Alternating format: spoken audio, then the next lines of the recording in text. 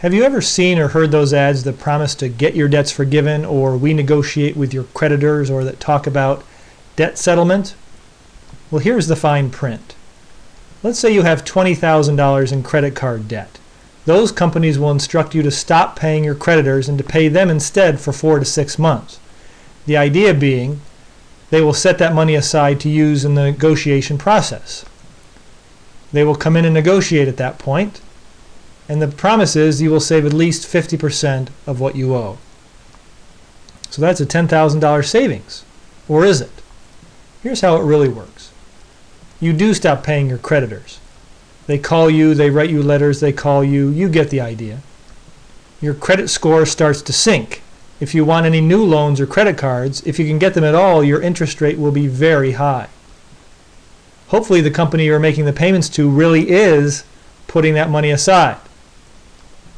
At the end of 4 to 6 months, the company contacts your creditors, says you're having trouble paying your bills, and makes the case to them for accepting less money as payment in full.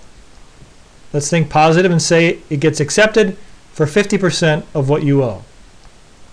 Sounds good to me. You now have to pay your original creditors $10,000 instead of $20,000. Do you have $10,000? No? Well, luckily, the negotiating company will loan it to you. Unfortunately, it's at a high interest rate because you went 4 to 6 months without paying your debts. Ouch. There are more consequences. Your credit rating, shot. Your nerves, jangled from incessant phone calls. You still owe $10,000, right? Well, the negotiating company doesn't work for free. Let's think really positive and say they're willing to work for just 10% of what they save you. So in this case, they saved you $10,000, so you owe them another $1,000. That's okay, still good. We owe $11,000 instead of $20,000, right? Well, the creditors are going to send a note to the IRS, the Internal Revenue Service, letting them know of your unearned income.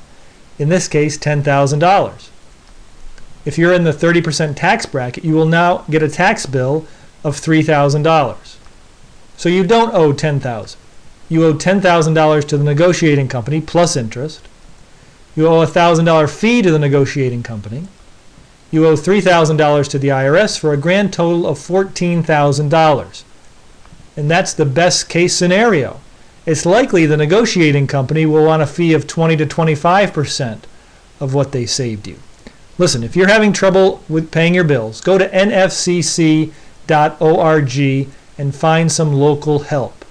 Don't get help with your finances from any company if they don't get a link from nfcc.org. For more information like this, visit askthemoneyman.com. Thank you for watching and good luck.